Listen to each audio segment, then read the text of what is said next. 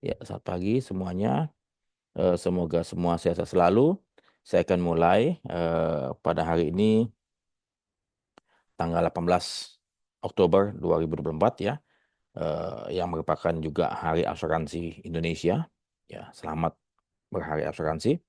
Ini adalah pertemuan ketujuh eh, materi kuliah perencanaan keuangan. Kemudian minggu depan kalau tidak salah Kamis kalian akan mengikuti ujian ya. Semua materi ujian telah saya sampaikan hingga hari ini ya. Sehingga kalian tinggal mengulang. Kalau kalian rajin membuat summary, merupakan tugas kalian, kalian tidak apa akan apa ya akan memahami ya, silakan nggak apa-apa, Aslam ya. Jadi hati-hati di jalan ya.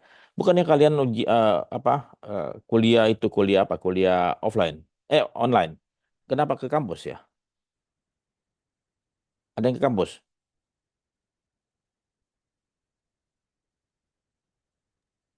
Ada satu matkul yang offline, Pak. Oh gitu. Oh kan kalau tidak salah juga kelasnya dipakai buat ujian CPNS ya. Oke, nggak apa-apa. Jadi saya yang online karena juga saya juga ada keperluan. Oke. Jadi saya akan mulai. Saya akan mulai ya. Ini baru apa ya? Baru 15 14 baru 14. Jadi saya akan capture nanti pada saat saya mulai. Izinkan saya untuk share screen ya.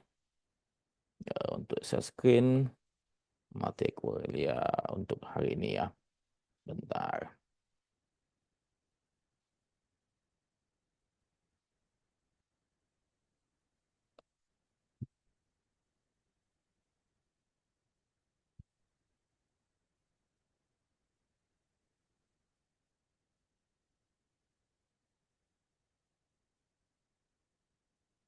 Oke. Kita tetap megah 7 ya. Baik, saya akan mulai ya. Selamat pagi. Semuanya semangat ya. Semua harus sehat ya supaya bisa mengikuti mata kuliah dengan baik ya. Jadi pada pagi hari ini saya akan coba sampaikan materi kuliah perencanaan keuangan eh, pertemuan ketujuh ya 18 Oktober 2024 ya. Oke. Jadi sekarang saya minta kalian untuk mengerjakan soal dulu ya. Kalian kerjakan soal ya, saya berikan waktu selama 15 menit sampai ke 8.21 ya. 81 ya. Apa yang Anda pahami tentang hedonisme, kemudian bagaimana menghindari hedonisme, kemudian yang ketiga, seandainya teman-teman mau menjalani hidup hedonisme itu, apa sikap Anda? Jelaskan ya. Jadi kalian ketik dan kemudian kirim email ke ini, freddy.trisakti@gmail.com ya. Waktunya mulai sekarang ya. Silakan. Yang saya terima pada pukul 8.21 atau 8.25 ya. Jadi saya harapkan Anda semua sudah melakukannya pengiriman tersebut ya. Saya akan mulai ya. Jadi soal tadi soal UTS sudah saya sampaikan kepada kampus ya, sehingga kalian nanti siapkan saja, dan soal ini yang saya sampaikan pada pagi hari ini mungkin akan keluar ya. Nah, kemudian apa yang Anda tadi, siapa yang keluar tadi ya? Satu yang keluar. Tinggal pesertanya tinggal 19 anak ya. Saya akan coba catat ya. Saya akan eh print screen ya. Jadi saya harapkan kalian semua tetap ada di kelas ya untuk dapat mendengarkan ataupun mengikuti kuliah sampai penuh ya, bukan cuma hanya sekedar hadir di depan kemudian bikin tugas langsung kabur lah, enggak ya. Jadi saya minta kalian tetap ada di kelas sampai selesai ya. Apa yang Anda pahami tentang hedonisme? Siapa yang bisa bantu saya? Gali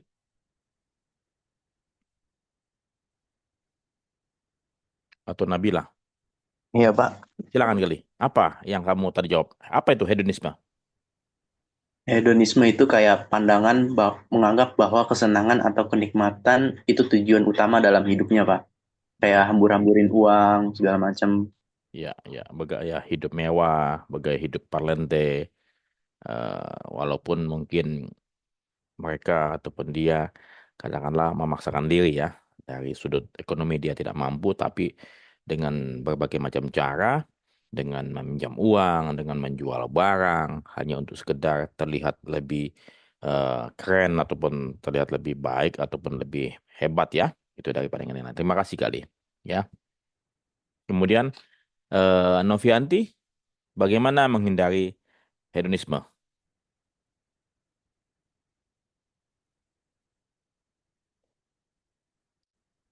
Novianti, silakan, Novi. Iya Pak, Bagaimana menghindari hedonisme? kalau menurut saya menghindari hedonisme dengan cara mengelola keuangan dengan baik sesuai dengan kebutuhan diri sendiri. Oke, baik. Kemudian mungkin Natasha bisa bantu. Bagaimana menghindari hedonisme?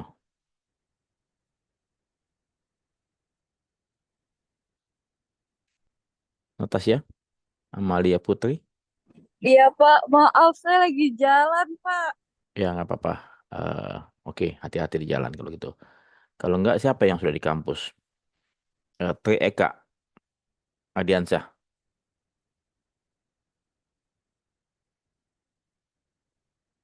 Tri Eka masih di jalan kah? Atau sudah tiba? Ya, Gimana menghindari hedonisme? hmm, mungkin dengan cara apa ya, bisa menetapkan tujuan jangka panjang yang lebih bermakna, terus bisa membangun diri dengan refleksi tentang nilai-nilai hidup, sama mungkin bisa mengatur waktu sama sumber daya buat kegiatan yang lebih produktif, Pak. Baik, terima kasih untuk melengkapi tadi si eh, Novianti ya. Jadi, bagaimana menghindari hedonisme? Kalau kita, jadi paling yang saya mau coba sampaikan adalah bagaimana kita mengatur pola pikir kita, cara pandang kita, ya, pemahaman kita tentang hidup itu sendiri ya. Bahwasannya hidup hedonisme itu sebetulnya sesungguhnya suatu hal yang saya pikir menurut opini saya, nilai saya itu tidak berarti apapun ya. Bahkan mungkin saya pikir negatif dalam sudut pandang ekonomi, dalam sudut pandang cara hidup, nilai-nilai budaya dan segala macam ya. Dengan menunjukkan kekayaan, dengan menonjolkan kehebatan, itu adalah suatu apa? Suatu hal yang saya pikir mungkin yang bersangkutan mengalami kekurangan ya, mengalami kekurangan ataupun mengalami kehampaan dalam diri mereka ya, sehingga mereka tuh mencari suatu kebahagiaan dalam bentuk yang tadi, kemewahan, foya-foya, kemudian menunjukkan ke apa kemampuan ekonomi, mungkin membeli barang yang berbagai macam cara untuk menunjukkan bahwa saya hebat gitu loh. Jadi ini saya pikir pola pikir yang mereka ala apa miliki, saya pikir ada sedikit sakit ya, tanda petik ya, sakit ya, sakit pemikiran ya. Sesungguhnya untuk kebahagiaan tersebut kan tidak perlu kita dapatkan dari mempertontonkan kekayaan, mencari apa kemewahan dengan pesta pora, dengan berbagai macam kepemilikan barang, ya. Walaupun mereka sungguh kaya, ya, saya pikir tidak pantas, tidak patut ya. Saya pikir masih banyak cara yang dapat dilakukan oleh seseorang untuk mencapai kebahagiaan ya, bukan dengan cara tadi hedonisme ya. Nah, terlebih bila mana yang bersangkutan ataupun mereka tidak memiliki kemampuan keuangan dan kemudian memaksakan diri, ya ini yang saya pikir lebih sakit jiwa lagi, yang lebih sakit lagi jiwanya. Kenapa? Karena dia sendiri tidak punya kemampuan ekonomi, keuangan, tetapi memaksakan diri untuk dapat mempertontonkan eh, kemampuan dia tanda petik apa tuh mempertontonkan kebodohannya dia gitu loh ya, yang sesungguhnya dia tidak mampu tapi dia memaksakan diri, berarti apa, dia bodoh ya, bodoh dan mungkin otaknya nggak nyampe ya. Bahkan saya pikir kasihan dia punya penyakit tanda petik sakit mental, sakit jiwa ya. Yang apa ya, berusaha untuk sengaja apa berupaya untuk dapat puji-pujian dari teman-temannya, dari apa sahabat-sahabatnya, padahal sahabat-sahabat tahu bahwa yang bersangkutan tidak punya kemampuan ekonomi, bahkan mungkin sahabat-sahabatnya melihat secara miris ya mengasihani yang bersangkutan. Ya, jadi kembali lagi pola pikir tadi sebut kita mesti tetapkan ya tadi siapa Trega sudah sampaikan mencari nilai-nilai hidup yang bermakna ya, kemudian memanfaatkan tadi si Nata apa Novianto juga menyampaikan mengelola keuangan dengan untuk yang kebutuhan-kebutuhan saja, bukan hal yang keinginan yang tidak perlu ya. Jadi itu itu suatu yang katakanlah saya pikir kalian harus betul-betul memiliki pola pikir mental yang kuat ya dalam hal hedonisme ini ya. Nah, kemudian seandainya teman-temanmu menjalani hidup hedonisme, apa sikap Anda? Kemudian saya mau tanya kepada Lisa Puspita. Silakan, Lisa, Iya, Pak. bagaimana? Bila teman kamu hedonisme, apa yang kamu mau lakukan? Paling lebih ke kita kasih contoh yang kita kasih contoh bahwa hedonis sebenarnya ada bahagia selain hedonisme itu, Pak. Oke, Terus kamu jauhin nggak? Kamu jauhin nggak? memberikan memberikan dukungan, Hmm, kayak sebenarnya kita tuh nggak menghakimi dia kalau misalkan dia tuh sebenarnya hedonisme gitu, Pak. Terus Oke, lebih ke membatasi interaksi aja sih, Pak. oke. Paling itu, Pak. Bagus, terima kasih Lisa. Jadi seandainya ada teman kamu yang tadi bergaya hedonisme, walaupun mereka kaya, ya, mereka kaya ya, that's fine, nggak apa-apa. Ya kamu jangan apa, memanfaatkan jadi parasit atau jadi benalu di situ ya. Ya udah, kalau misalnya dia mau traktir, ucapkan terima kasih saja. Ya mungkin sekali-sekali, mungkin daripada kamu nolak terus ya, mungkin kamu terima, tapi kalau sering-sering kan juga nggak bagus juga kan. Ya kamu coba sampaikan terima kasih, saya lagi ada tugas ya. Jadi bukannya menghindari atau gimana, tapi berusaha untuk coba apa ya, menjaga menjaga jarak lah ya, supaya supaya dia paham. Dan kemudian kalau misalnya kamu dekat dengan yang bersangkutan ya, kamu sampaikan ya, apakah katakanlah tidak ada apa, kita bisa melakukan kegiatan-kegiatan yang lebih positif untuk dapat mencapai kebahagiaan selain tadi cara hidup yang hedonisme tadi kan. Itu kalau kamu dekat ya, tapi kalau kamu cukup tidak terlalu dekat, ya kamu mesti berhati-hati untuk dapat mengucapkan sesuatu kata yang mungkin saja dapat menyinggung perasaannya ya. Nah, tapi kalau katakanlah tadi ada teman kamu yang mohon maaf ya, tidak kaya ya secara ekonomi pas-pasan, tapi dia punya gaya hidup hedonisme ya. Nah, ini yang saya pikir perlu kamu bantu ya, perlu kamu bantu untuk dapat secara halus menegur ya, menasihati kepada yang bersangkutan ya. Dan kemudian jangan memanfaatkan kebodohannya dia gitu loh ya. Kalau kata dia mau memamerkan, dia mau traktir sok kaya, traktir sana sini, padahal dia punya keuangan terbatas, bahkan mungkin merongrong apa keuangannya ibu dan bapaknya ya. Ya, itu yang saya pikir tidak pantas ya. Jadi, kamu mesti negur dia atau menasihati secara baik-baik supaya jangan sampai dia larut dalam gaya hidup hedonis tersebut ya. Tapi kalau katakanlah kamu sudah tegur, kamu sudah nasihati, ya kamu coba aja jaga jarak dan kamu supaya apa? Supaya kamu tidak harus ikut ikut apa ya, ikut eh, terjebak dalam gaya hidup tersebut ya. Jadi kamu menghindar supaya apa? Kamu tidak tidak masuk dalam pusaran hedonisme tersebut ya. Itu yang saya pikir mungkin kalian mesti pahami dan kemudian kalian jalani hidup yang sederhana, yang bijak, yang mengutamakan masa depan keperluan kalian di hari-hari yang akan datang. Ya, oke. Saya akan mulai.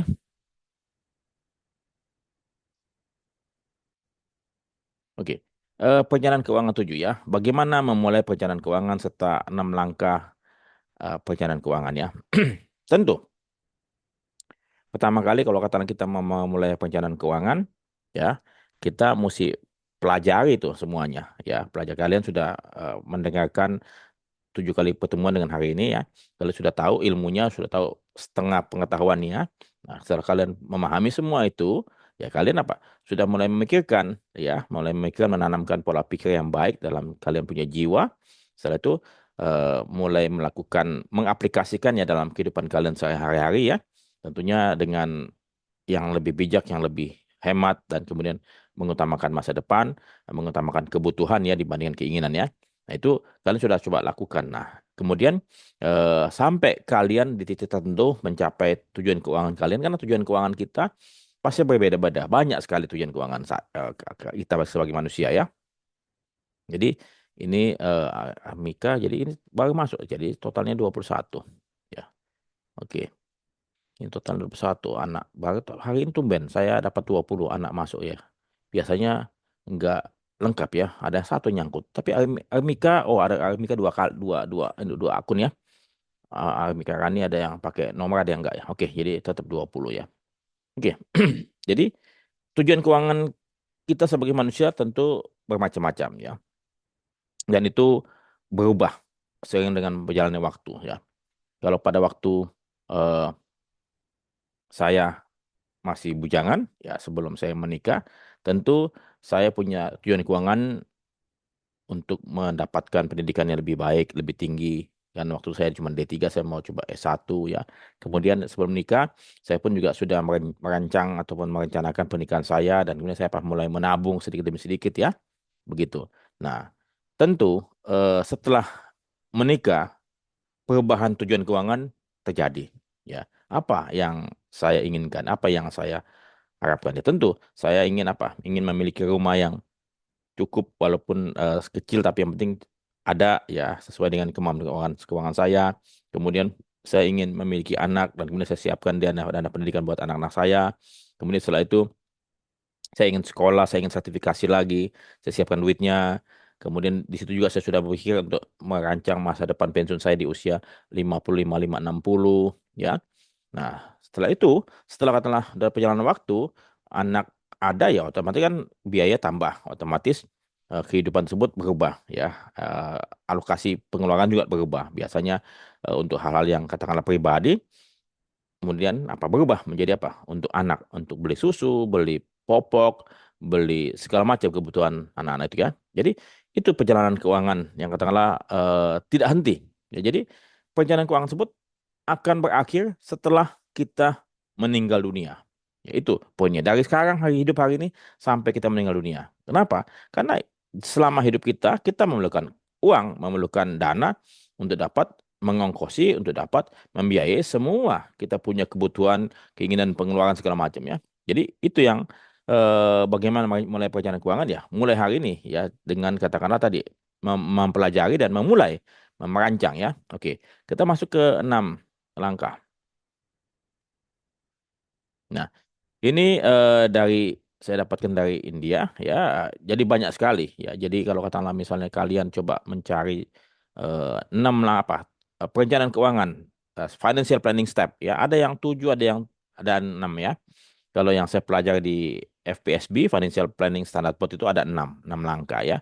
Tapi ada yang juga 5 langkah. Itu terserah apapun langkah-langkahnya. Tapi yang pasti ada yang namanya kondisi hari ini. Ya katakanlah, ya itu yang pertama, gathering client information. Kalau katakanlah kalian sebagai nanti pegawai perusahaan asuransi jiwa, sebagai marketing ataupun sebagai pejabat ya, kalian harus apa? Melakukan apa? Mencari, mendapatkan, menggali informasinya klien ya. Terkait apa? Terkait informasi kondisi keuangan dia hari ini ya. Apa dia punya, berapa penghasilan dia, kemudian berapa jumlah aset yang dimiliki, apa saja, kemudian juga apa saja utang-utangnya dia miliki, berapa lama, ya berapa jumlahnya. Itu semua didapatkan di langkah pertama. Kalau katakanlah kita merefleksi kepada diri sendiri, otomatis apa? Berapa saya punya penghasilan? Ya, berapa saya punya penghasilan, komisi saya, insentif saya, mungkin THR saya, ya. Kita rancang tuh, sebutkan semua penghasilan kita, ya. Kemudian berapa biaya hidup saya setiap bulan, ya. Itu kemudian apakah ada selisih ataupun kelebihan, ya, surplus. Ya, itu namanya cash flow management yang sudah kita pelajari sebelumnya ya, cash flow management. Jadi menghitung penghasilan kita ya dibandingkan dengan pengeluaran ya, income versus expenses. Itu langkah pertama ya. Setelah katakanlah kita dapatkan penghasilan ataupun income versus expenses ya. Kemudian langkah pertama lagi masuk adalah berapa jumlah aset ataupun harta yang kita miliki dan berapa jumlah utang yang kita juga miliki ya. Katakanlah aset kita mungkin punya motor, mungkin punya mobil, mungkin punya rumah, tapi ada juga utang. Utang apa? Utang mobil yang belum lunas atau mungkin utang rumah yang belum lunas, itu kan saldo utang masih disebutkan ya. Ataupun katakanlah utang kartu kredit dan segala macam itu disebutkan sehingga kita akan memahami apakah kita punya harta tersebut lebih dibandingkan kita punya utang atau ternyata terjadi surplus ya atau sebaliknya. Nah, di langkah pertama ini kita dapatkan semua informasi tersebut. Nah, tentu setelah itu kita coba ke langkah kedua ya. kita coba diskusikan dengan nasabah, dengan klien kita atau calon klien kita, ataupun kita bertanya pada diri kita. Kalau kata kita mau membuat perencanaan keuangan buat diri kita sendiri ya, apa yang saya ingin capai? Kayak tadi saya sampaikan ya.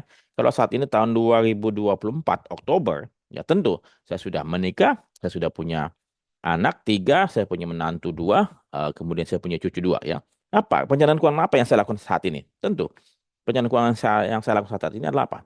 Saya ingin hidup pensiun saya sampai saya meninggal dunia itu mapan ya. Mapan artinya tidak bergantung pada yang lain. Kemudian yang kedua, saya ingin tahun depan pergi traveling kemana? Ke sebuah pulau ya di Indonesia ya. Itu. Kemudian 2 tahun lagi saya mau pergi ke Eropa ya. 3 tahun lagi saya mau pergi balik lagi ke Jepang. Itu rencana saya. Kemudian saya juga ingin eh, mungkin di usia 60 atau 65 saya ingin membangun apa kedai kopi saya yang sederhana di mana saya bisa apa ambil bagian sibuk di situ ya. Saya coba mau mengurangi saya punya kegiatan aktivitas yang kebanyakan mikir. Saya mau coba lebih banyak pakai fisik ya di usia 65 ya untuk ya kerja-kerja ringan lah untuk bikin kopi. Nah, kemudian apalagi rencana keuangan saya saat ini.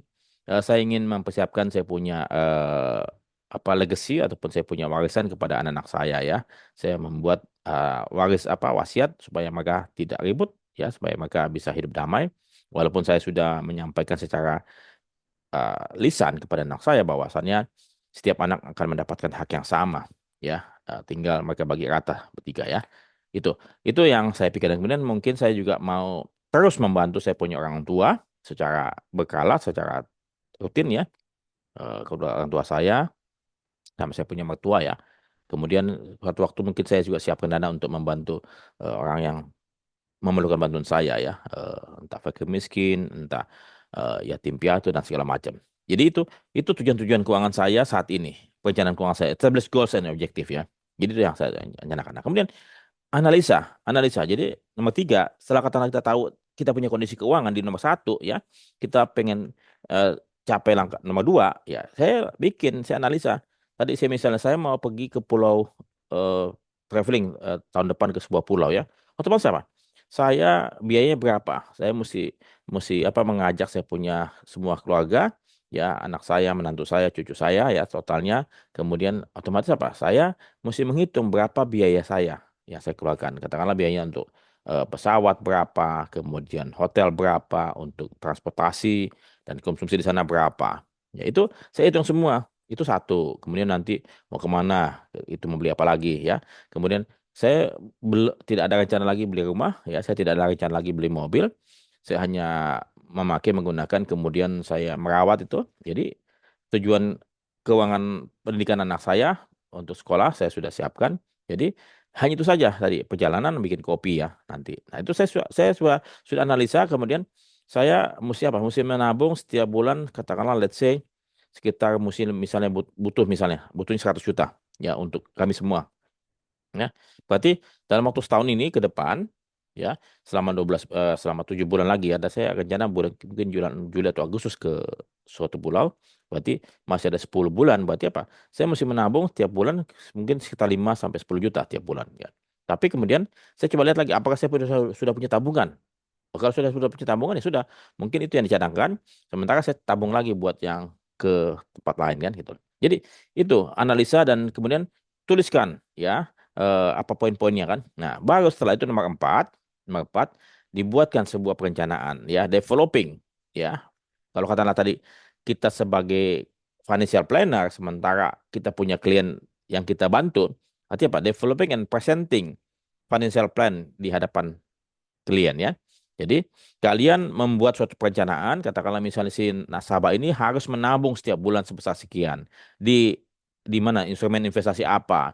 Kemudian jangan lupa dia perlu proteksi juga, berarti beli asuransi jenis apa ya. Kemudian portfolionya perlu dirubah semacam apa kan gitu loh. Nah ini yang katakanlah kalian lakukan untuk klien kalian pada waktu kalian sudah bekerja di perusahaan asuransi jiwa ya. Developing and presenting financial plan ya.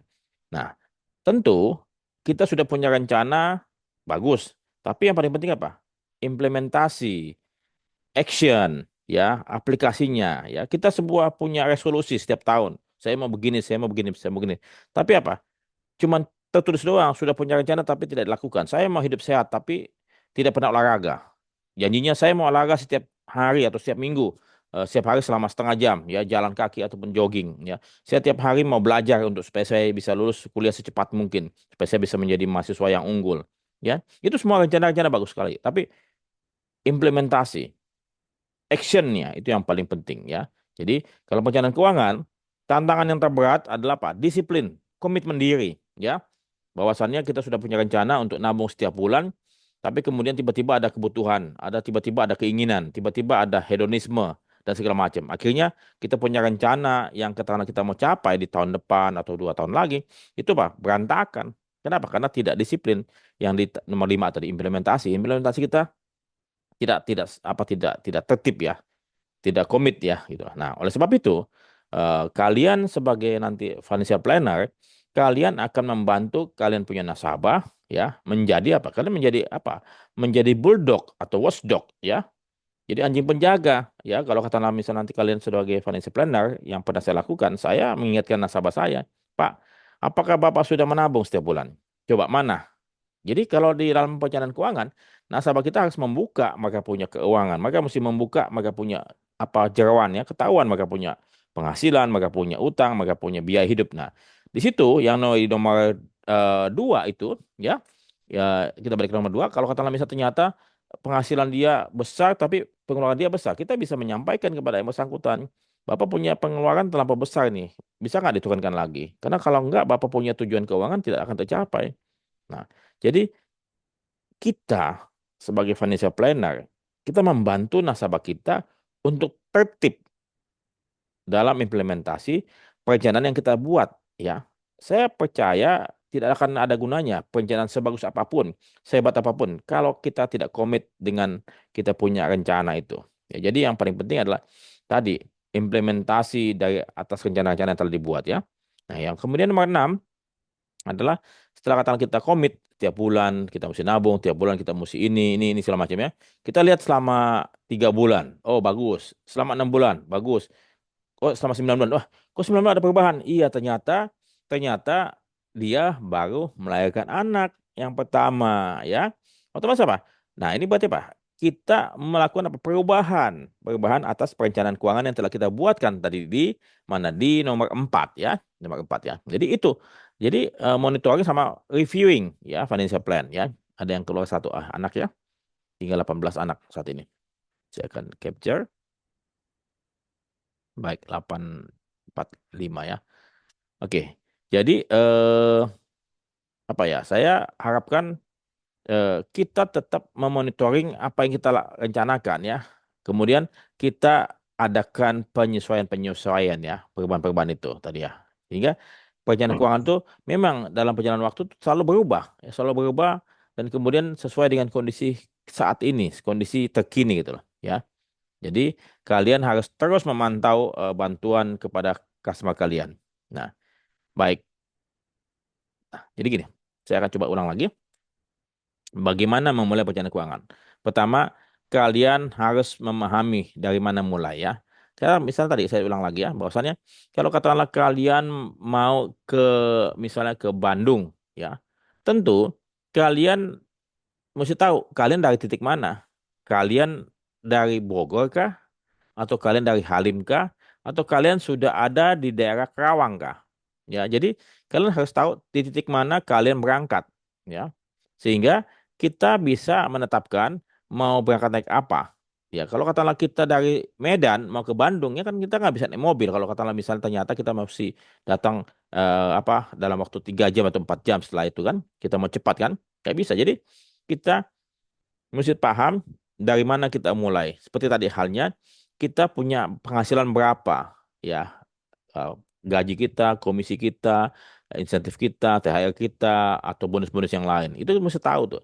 Sama kita punya pengeluaran, apa saja pengeluaran bulanan, pengeluaran tahunan, pengeluaran mingguan mungkin ya, harian segala macam ya. Kita mesti catat tuh ya, apakah ada surplus dari kita punya cash flow. Kemudian apa aset yang kita miliki ya, berapa berapa banyak aset yang bisa dibandingkan dengan apa dengan dia punya apa kita punya utang. Sehingga kita lihat tuh oh petanya ini mappingnya kelihatan begini. Oh kita di sini posisinya ya. Setelah kita tahu di sini, kita mau kemana ya? Setelah itu kita mau kemana? Ya tentu kita tidak bisa misalnya kalau misalnya gini, saya punya gaji 10 juta, tapi saya mau beli rumah harga 10 miliar. Kayaknya nggak masuk akal. Ya, kenapa? Rumah 10 miliar, kalau katakanlah kita punya DP saja 20%, berarti itu kan 2 miliar itu. 2 miliar. Saya mesti ngumpulin berapa untuk mencapai 2 miliar harga apa DP rumah tersebut ya. Sementara saya punya gaji cuma 10 juta. Ya, berapa lama? Apa katakanlah saya tidak perlu makan, saya bisa puasa setiap hari ya, yang nggak usah makan. Jadi 10 juta katakanlah misalnya dimasukin sebagai uang DP, 10 juta kali misalnya setahun berarti apa? Katakan 13 kan, 130 juta. 130 juta mesti dapat 2 miliar. Berarti berapa lama tuh? Ya, 10 tahun mungkin. Ya, mungkin bukan 10 tahun lagi. Kalau 2 miliar dibagi 12, dibagi 13 berarti berapa tuh? Sekitar mungkin 7 tahun, 8 tahun. Ya, baru dapat DP-nya doang tuh. Ya, baru dapat DP-nya doang tuh. Ya. Nah, kalau harga rumahnya apa? Naik lagi kan itu. Jadi alhasil tidak memadai. Kemudian kalau katakanlah tadi 8 miliar dia punya cicilan ya cicilan pokok pinjaman dikenakan bunga sekian persen. Berapa cicilan yang saya mesti bayarkan? Apakah 10 juta cukup? Enggak cukup. Pasti cicilannya sudah puluhan juta, bahkan mungkin ratusan juta. Ya, kalau kata misalnya kita cuma 10 tahun, pasti sudah harga harga cicilannya pasti lebih mahal ya. Nggak mungkin 10 juta. Jadi akhirnya apa? Kita mesti tahu kita punya tujuan keuangan yang realistis ya. Nah, kita coba tadi, saya sudah tidak mau beli rumah lagi, saya tidak mau beli mobil lagi, saya cuma cukup untuk persiapkan untuk jalan-jalan ke sebuah pulau ya. Mengetahui kemana mau pergi, saya mau ke pulau itu. Ya, berapa biaya tadi? Saya mau ke Eropa 2 tahun lagi, berapa biayanya? Ya, katakanlah ke Eropa itu satu orang aja sudah sekitar 50 juta. Apakah mampu apa enggak saya? Oke, kalau misalnya nggak mampu, berarti nggak usah ke Eropa. Atau mungkin ditunda lagi, supaya apa? Supaya uangnya bisa cukup nanti setelah sekian lama kan gitu. Jadi itu yang katakanlah kita coba kaji ya, tujuan keuangannya dan kapan. Kalau memang nggak cukup ya kita rubah kita punya tujuan keuangan ya. Jadi harus realistis ya. Nah, kemudian kita semua harus mempelajari berbagai macam pengetahuan ya, berbagai macam pengetahuan tentang perencanaan keuangan serta instrumen ya. Karena dalam perencanaan keuangan tersebut kita mesti paham mengenai asuransi, kita mesti paham mengenai investasi, kita mesti paham mengenai pajak, kemudian kita mesti paham mengenai bagaimana melakukan perencanaan warisan dan beberapa ilmu yang lain. Ya, jadi kita mesti tahu itu. Jadi nanti kalau kalian mau jadi perencanaan keuangan, jadi orang asuransi jiwa, kalian harus pelajari lebih jauh. Ya, mungkin kalau perlu kalian mesti belajar perencanaan keuangan secara lebih dalam. Ya, nanti saya akan kasih buku-bukunya ya. Saya akan coba nanti kasih buku-bukunya kepada kalian semua supaya kalian bisa simpan di folder kalian di komputer kalian untuk kalian pelajari. Karena ini akan menjadi buku kalian sepanjang hidup kalian berada di asuransi. Ya, nah jadi itu. Kayak misalnya kata saya. Ada yang bertanya pada saya pada waktu saya melakukan perencanaan keuangan buat nasabah saya ya, saya sebagai financial planner. Ya, ada yang bertanya pada saya, Pak, eh, apa ya Pak jenis investasi yang terbaik saat ini? Ya, saya nggak bisa jawab. Ya, kenapa? Karena investasi tersebut sangat spesifik, sangat personal, sangat pribadi. Ya, kalau katakanlah misalnya ada seseorang yang usianya 30 tahun, ya, dia investasinya cukup bagus, uangnya cukup bagus ya. Kemudian dia paham tentang saham. Ya sudah. Kalau misalnya memang kalian paham saham ya sudah bermainlah atau berinvestasi dari saham. Tapi kalau katakanlah dia punya uang banyak tapi dia tidak tahu saham, ya jangan main saham, jangan bertrading ataupun investasi saham ya. Sebaiknya apa? Main atau berinvestasi di sebuah instrumen yang kita pahami dengan baik ya. Mungkin tidak perlu paham-paham amat ya kalau kata misalnya kita mau beli properti rumah, katakanlah rumah ataupun ruko ataupun apartemen ya, kita cukup menganalisa saja, analisa daerah sini banjir apa tidak, kemudian strategis atau tidak, ada fasilitas apa saja yang ada di situ, apakah ada mall, ada jalannya aksesnya gede atau gimana, apakah akan dilalui jalan tol atau apa kan itu. Itu yang dianalisa semua, bagaimana perkembangan tanah dari tahun ke tahun di situ ya. Nah, kita analisa setelah itu kita coba siapkan dananya, ya siapkan dananya untuk katakanlah kita beli DP membeli rumah tersebut dengan DP atau segala macam ya. Jadi kita mesti mempelajari segala sesuatu yang kita ingin gunakan. Kalau katakanlah kalian mau misalnya tadi reksadana ataupun mungkin kalian mau bangun bisnis, ya nggak sembarangan juga ya. Kalian apa harus paham juga tadi mau bangun bisnis dengan teman kalian, apapun itu ya.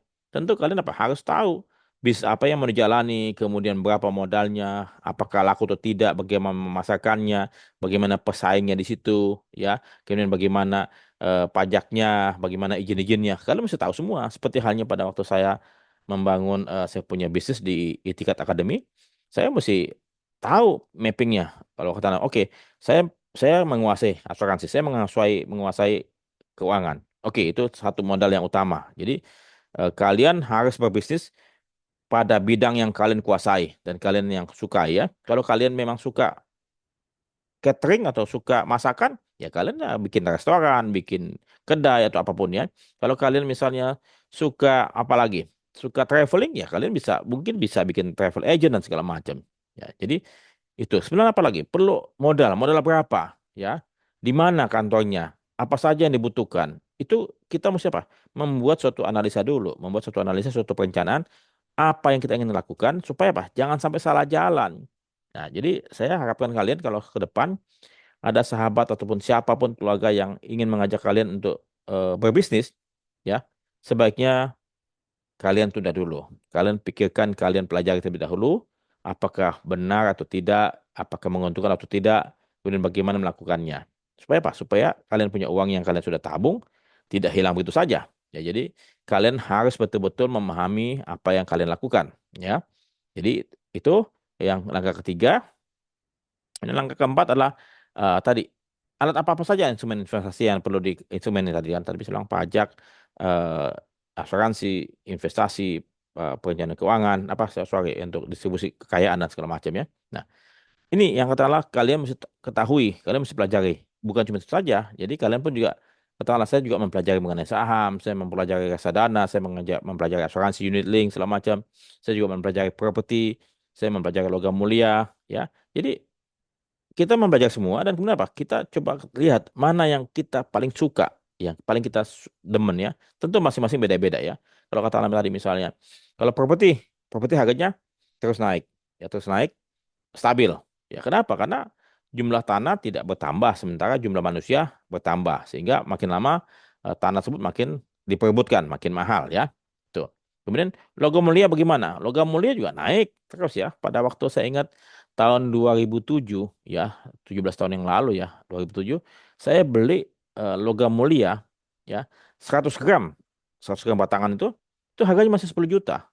Masih 10 juta. Ya, saya ingat persis, masih 10 juta, 10 juta koma sekian lah, 10,5 atau 10,7 juta ya. Itu 100 gram. Sekarang tahun 2024 ya, pada waktu saya kemarin lihat di sebuah outlet itu, Antam, harganya berapa? Sudah 140 juta sekian. Jadi dari tahun 2007 ke 2024, 17 tahun, 17 tahun, kenaikannya sudah 14 kali. Ya, sudah 14 kali. Wow, ya. Jadi itu kalau kalau taruh deposito, ya tentu deposito akan kalah, kan? Akan kalah jauh sekali ya. Deposito bunganya tidak seberapa ya, katakanlah 3, 4, 5% ya. Jadi kalau kata misal setahun 4% naik 5% ya, katakanlah tahun depan naik lagi 5%. Jadi mungkin 11% naik lagi. Jadi kalau kata 10 tahun mungkin 2 kali lipat doang baru ya. 2 kali lipat doang ya kalau 10 tahun ya. Itu. Nah, sementara tadi 17 tahun sudah 14 kali tadi ya logam mulia. Sedangkan properti properti saya ingat di waktu di Kelapa Gading tahun 2000 tahun 84 ya, 84. Tahun 84 ya. Iya, tahun 84 ya. Itu di Kelapa Gading tanah atau rumah harga luasnya 7 kali 17 meter, 7 kali 17 meter itu 14 juta. Ya, tahun 84 ya, 17 juta ya. Tapi sekarang 7 kali 17 mungkin harganya sudah sekitar 3 miliar ya. Jadi apa? Harganya naik terus ya. Nah, tinggal kalian itu saja amati ataupun pelajari ya.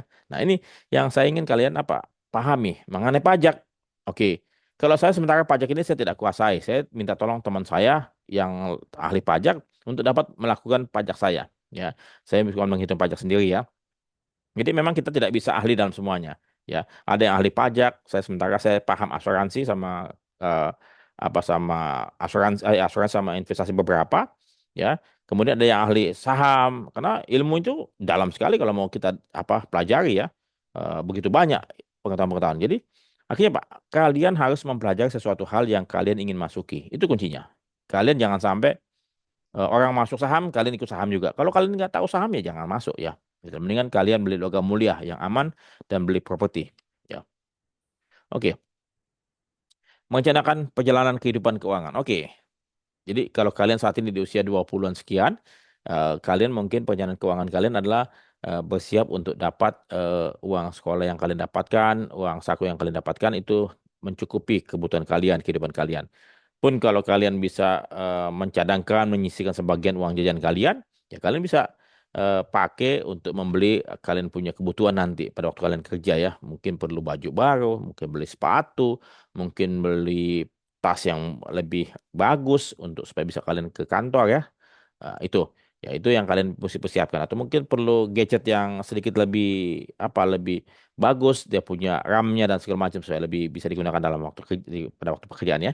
Nah, nanti pada waktu kalian sudah bekerja, tentu kalian sudah mendapatkan penghasilan. Nah, situlah kalian mulai melakukan ya. Konsepnya kalian mesti belajar seperti yang saya sampaikan. Konsepnya 20-80 saja. 20 kalian investasikan, 80 kalian cukupkan untuk masa depan kalian untuk kebutuhan kehidupan kalian ya. Jadi tadi 20% kalian invest buat masa depan kalian, 80% tersebut untuk kebutuhan kehidupan kalian ya sampai gajian bulan depan. Kalian coba buatkan rencana lagi lebih jauh sehingga nanti pada waktu kalian sudah mau menikah, ya itu berubah lagi perencanaan keuangan. Nanti setelah punya anak, berubah lagi. Ya, semuanya akan berubah terus-menerus. Seperti halnya saya menjalani hidup ini, ya berubah semua perubahannya ya. Dan tapi kembali lagi, perencanaan keuangan tuh harus dilakukan sampai kita selesai meninggal dunia ya. Sampai kalian mewarisi sesuatu kepada keturunan kalian. Oke. Nah, ini yang saya pikir perlu kalian pahami ya, bahwasannya disiplin, komitmen itu sangat penting dalam perencanaan keuangan ya.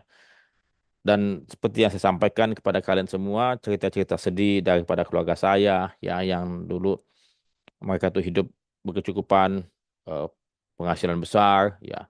Kemudian kadang-kadang setiap minggu atau setiap bulan saya pun juga ditraktir ya, eh, makan di sana di rumah mereka segala macam ya.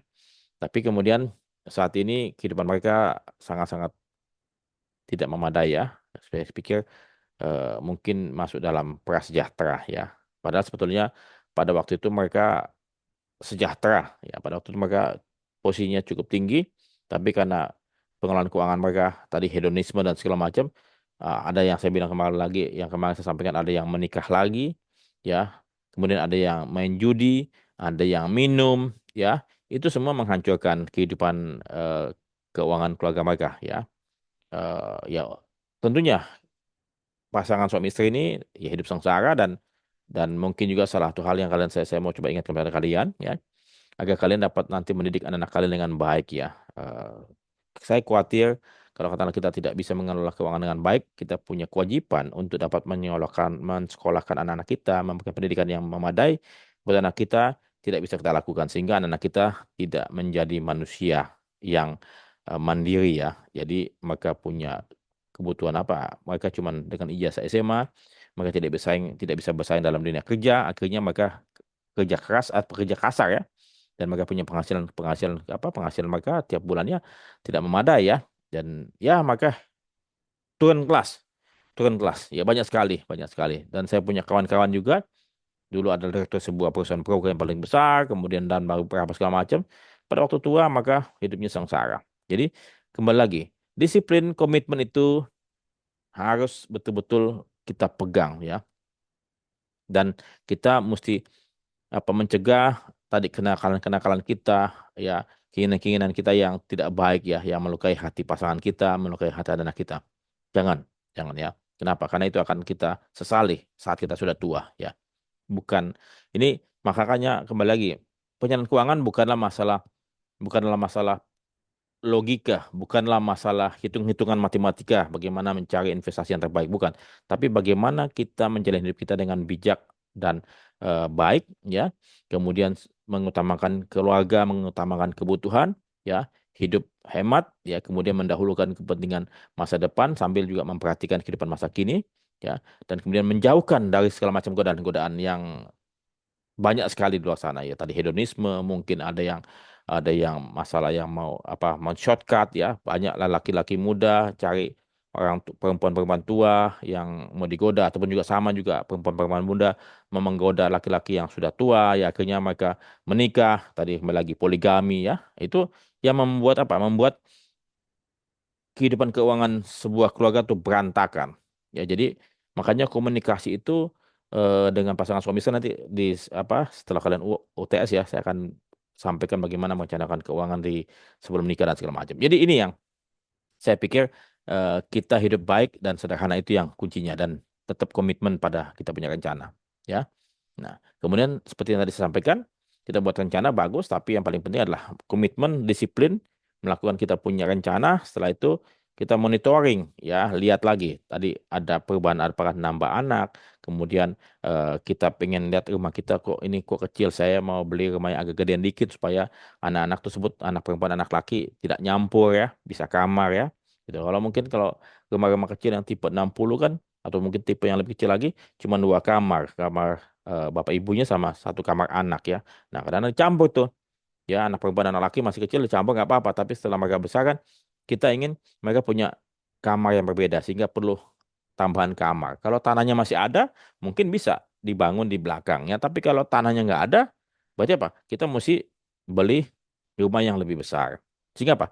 Perlu nabung lagi. Ya, jadi itu selalu berubah ya. Jadi makanya perlu apa? Perlu monitoring dan melakukan penyesuaian. Kalau perlu nabung ya udah, berarti ada beberapa hal yang akan kita mesti korbankan. Mungkin tabungan yang kita sudah miliki ya kita pakai untuk kita beli rumah yang lebih besar lagi. Jadi itu semuanya selalu berubah ya, tidak tidak kaku, karena memang hidup ini berubah ya. Perjalanan kita makin lama makin tua, anak-anak makin besar, itu semuanya pun juga berubah.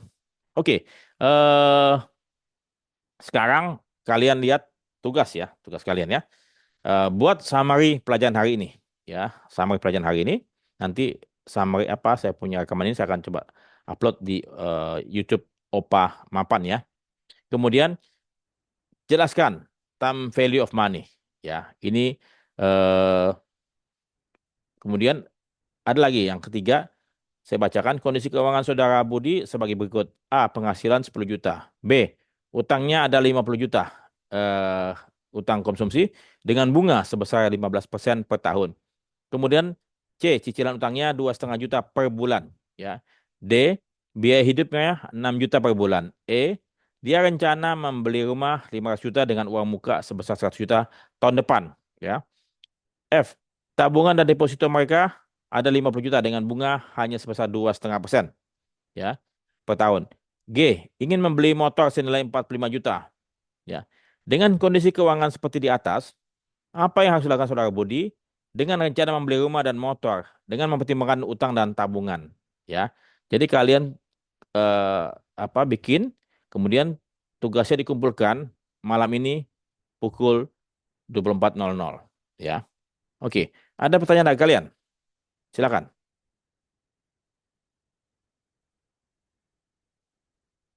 Ini tugas kumpulkan malam ini ya. Saya akan tunggu kalian di email ya. Baik, Kak. Oke, ada pertanyaan dari kalian atau cukup? Silakan. Cukup atau tidak? Siapa yang tidak hadir, Nabila?